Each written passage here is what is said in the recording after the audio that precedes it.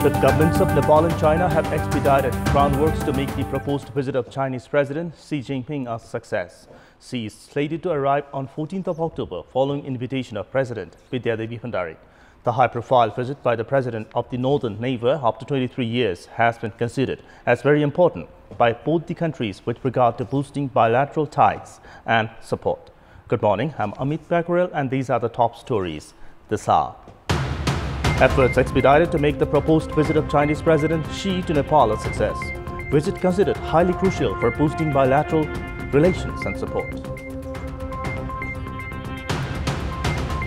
Nepal Rashtra Bank to issue crisp banknotes for the upcoming Dasai festival from 27th of September. Everyone to be allowed to exchange new notes worth 18,500 rupees. US President Trump and Indian Prime Minister Modi exchanged warm words of friendship in Texas at a rare mass rally for a foreign leader. Around 50,000 people show up at the event. And Liverpool's unbeaten streak at English Premier League continues. Defeat Chelsea 2-1 in the match held last night.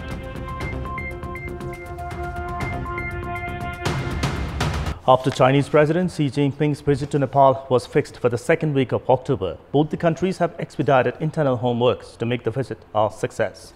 With the upcoming high-level visit from the northern neighbor after 23 years, Nepal is looking to reach important agreements on economic and infrastructure development. Jiang Zemin, who came to Nepal in 1996, was the last Chinese president to visit Nepal. Chinese President Xi Jinping is scheduled to arrive in Nepal on 14th of October at the invitation of President Vidyadevi Bhandari. President Xi will arrive in Nepal after completing his visit to India. Prime Minister KP Sharma Oli has already informed his party's high-level leaders about the Chinese president's two-day visit to Nepal. Although the Ministry of Foreign Affairs has started its internal groundworks regarding the Chinese president's visit, it hasn't announced any schedules yet. However, according to a source, both the countries are doing their homeworks to formally move forward the process for the construction of the Kantipur railway. Both sides are preparing to reach agreements on the feasibility study and preparation of the detailed project report DPR during the Chinese president's visit to Nepal. Along with the Kantipur tunnelway under the Belt and Road Initiative BRI road network, technical universities and hydropower projects are also included in the work schedule. Chinese Foreign Minister Wang Yi had visited Nepal last month to make preparations for the president's visit. Chinese President Xi was scheduled to visit Nepal 2 years ago, but the visit was cancelled. However, both the sides are committed in making the Chinese president's visit to Nepal a big success and purposeful.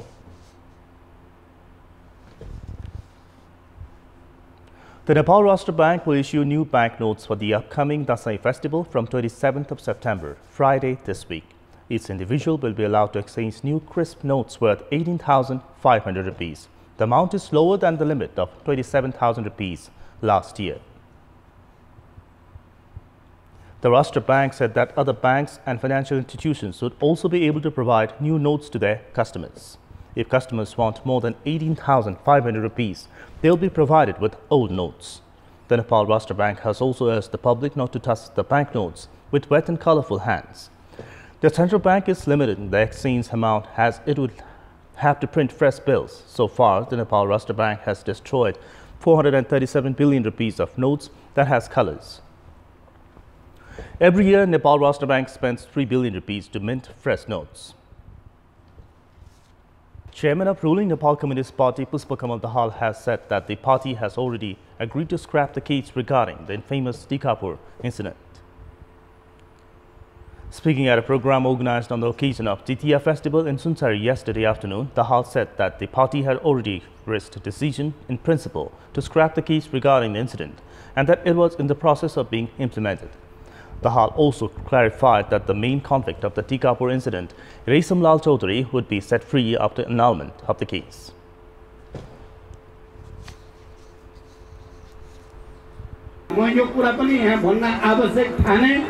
Tikapur घटनामा जे भएको छ अस्ति भर्खरै हामीले बालुवाटारमा यो विषयमा छलफल गरेर सबै झुटा मुद्दाहरू खारेज गर्नुपर्छ भन्ने सैद्धान्तिक निर्णय सहित खारेजीको प्रक्रियामा अगाडि बढिएको छ।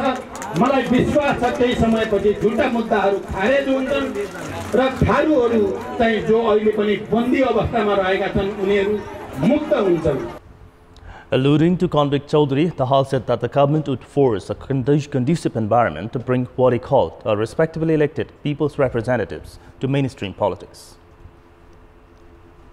र जनताको मतबाट जितेका माननीयहरूलाई ससम्मान ल्याउने वातावरण बन्छ भन्ने मेरो विश्वास पनि म तपाईहरुको अगाडि राख्न चाहन्छु।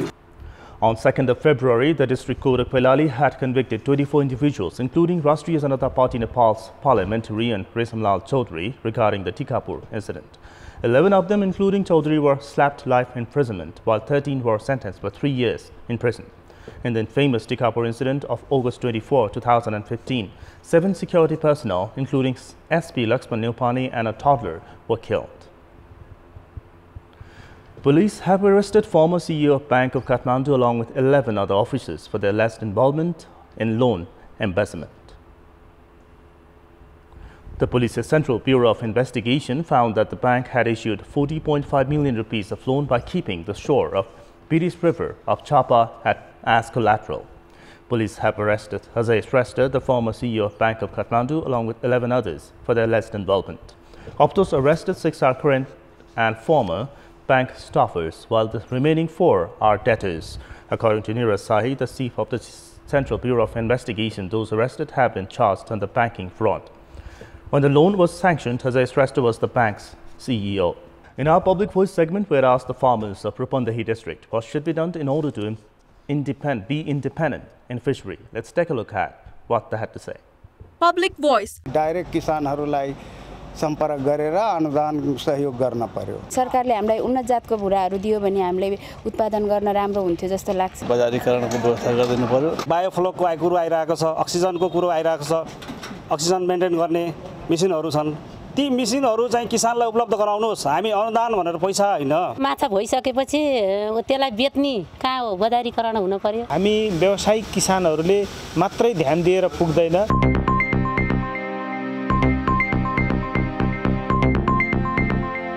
It's time now for our segment Public Pulse, where you text us with your opinion. Public Pulse. And the question is, what's your take on the Education Minister granting affiliation to private institutions violating jurisdiction? And options are A, mockery of law, B, financial irregularity, and C, pressure of applying institutions. The voting is on. Type NEWS, select your option A, B or C and send it to 34001 to share your opinion with us. It's time now for our special segment, Off the Beat. Later on, Gareth Bale created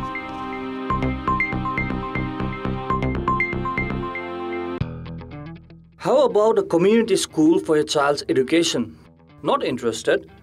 Well, maybe you'd think twice if the community schools make improvements like the Janta Secondary School of Bagdulla Municipality of Bhutan District. After the school started early childhood development facilities and ran classes in English medium to improve the quality of education, more parents are transferring their children from private schools to Janta Secondary School. The school is focusing on student-centered learning using technologies and operating computer and science laboratories.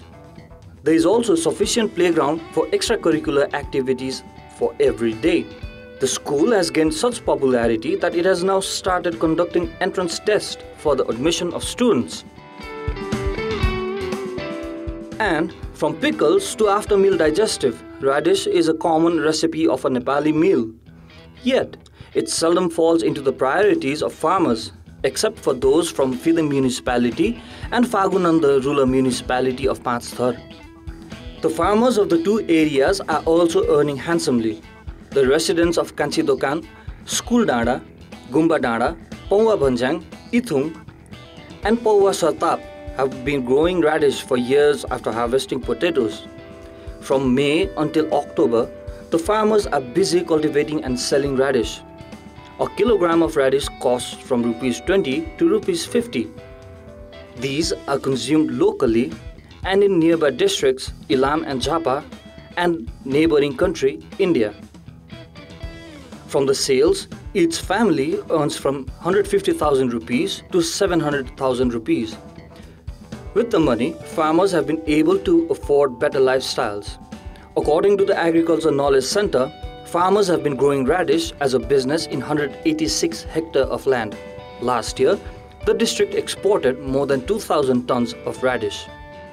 This is Pratik Rimal for Kantipur News Desk.